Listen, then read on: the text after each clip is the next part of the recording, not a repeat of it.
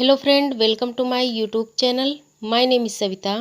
आप लोग देख रहे हैं आपका अपना YouTube channel fashion designing and technology. तो फ्रेंड, आज हम लोग चैप्टर 3 का पार्ट 1 पढ़ेंगे, मशीन का रख रखाव। आज हम लोग इससे रिलेटेड टॉपिक पढ़ेंगे, तो आप लोग वीडियो को लास्ट तक ज़रूर देखिएगा।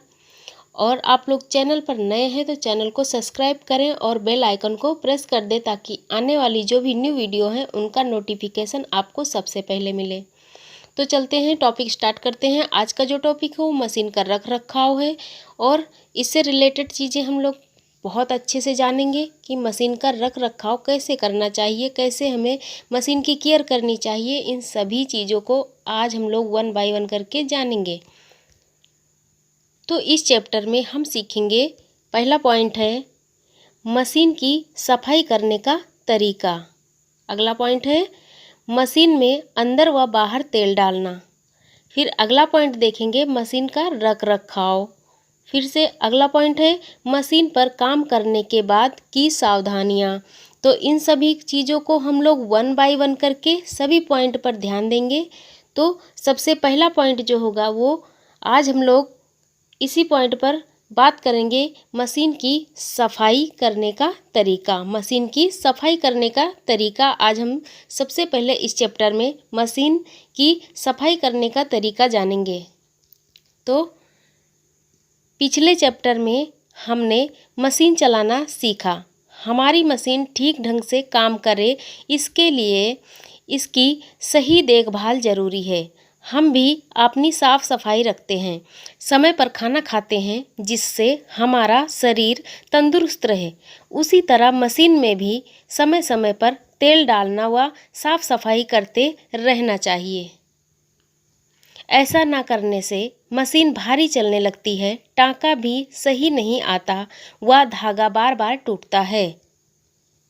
इसीलिए मशीन का सही रखरखाव आवश्यक है। आइए इस चैप्टर में हम मशीन की साफ सफाई व के बारे में जानेंगे।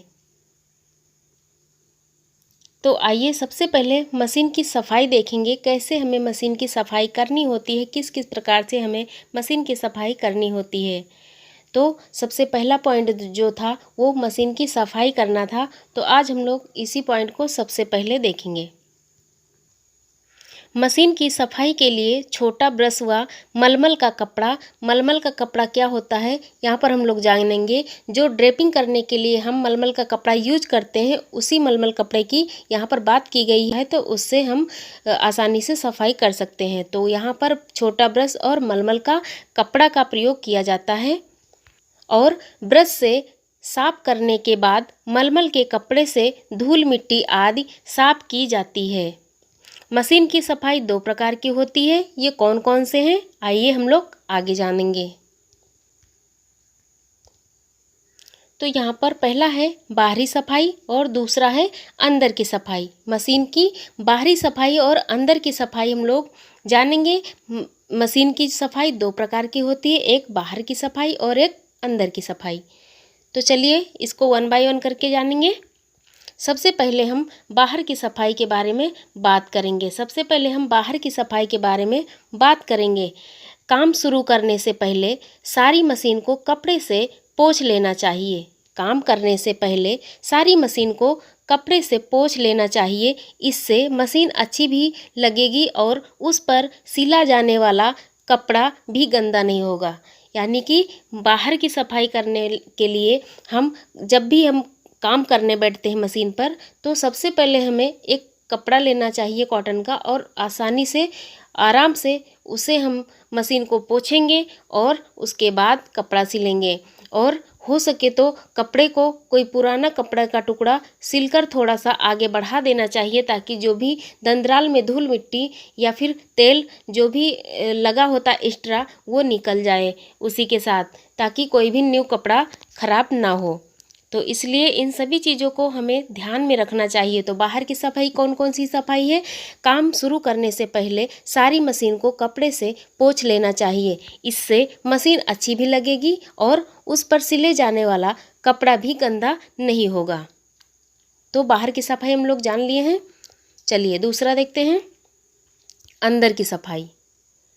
क्या है? अंदर की सफाई।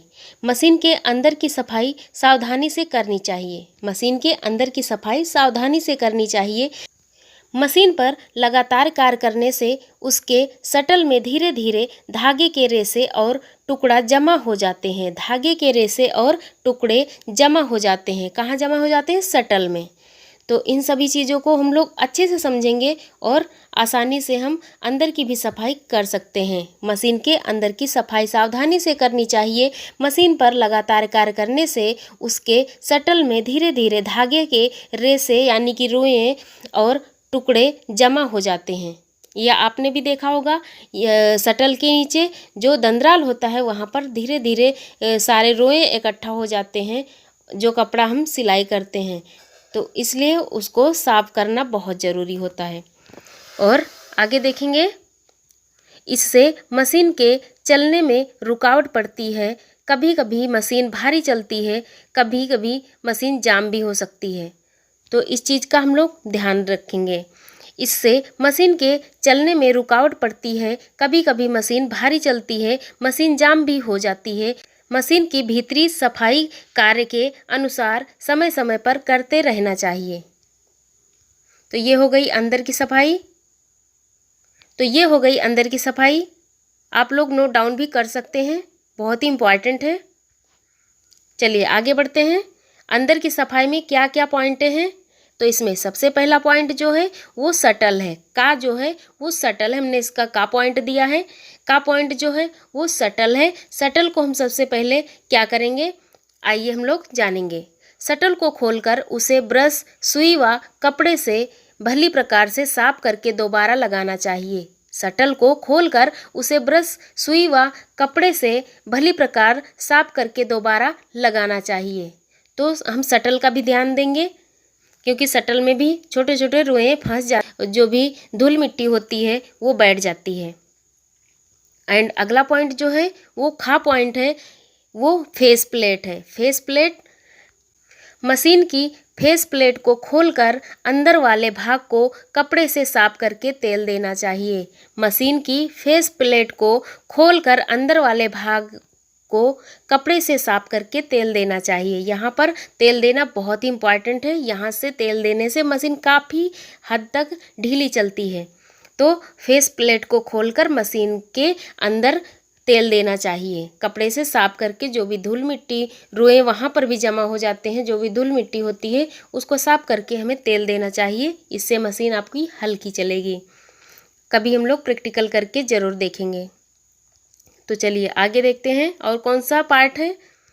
तो यहाँ पर गा पॉइंट है दंदराल यानी कि निडिल प्लेट। दंदराल यानी कि निडिल प्लेट। तो हमें निडिल प्लेट को भी अच्छे से साफ करना चाहिए। निडिल प्लेट पर लगे पेचों को खोलकर दांतों में फंसे रेशे, धागे अथवा मिट्टी को भली प्रकार साफ करना चाहिए।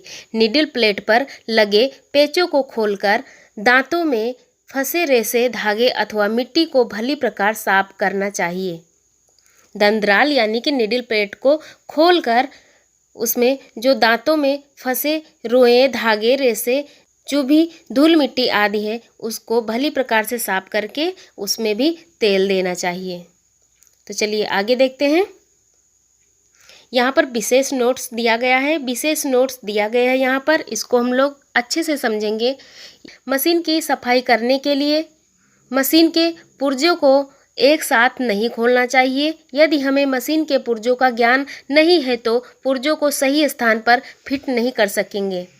मशीन की सफाई करने के बाद मशीन के पुर्जों को एक साथ नहीं खोलना चाहिए। यदि हमें मशीन के पुर्जों का ज्ञान नहीं है तो पुर्जों को हम सही स्थान पर फिट नहीं कर सकेंगे। तो इसीलिए हमें मशीन के सारे पुर्जों को एक साथ नहीं खोलना चाहिए। जब हमें मशीन के सारे पुर्जों को खोलना और बंद करना आए तभी हम मशीन के पार्ट पुर्जों को खोल सकते हैं, वरना मशीन के पार्ट पुर्जे हमसे अलग अलग हो जाएंगे और हो सकता है कोई आगे पीछे हो जाए तो मशीन गड़बड़ हो सकती है। इसीलिए मशीन की सफाई करने के लिए मशीन के पुर्जों को एक साथ नहीं खोलना चाहिए।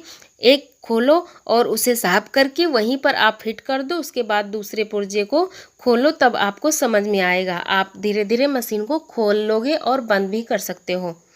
तो ये था विशेष नोट्स। सो फ्रेंड, आज हम लोग पहला ही टॉपिक पढ़े थे और अगले जो 3 टॉपिक बचे हुए हैं उनको हम किसी अगले वीडियो में देखेंगे। तो आप लोग वीडियो में लास्ट तक बने रहे, इसके लिए थैंक यू। फिर मिलते हैं एक न्यू वीडियो के साथ। नमस्कार।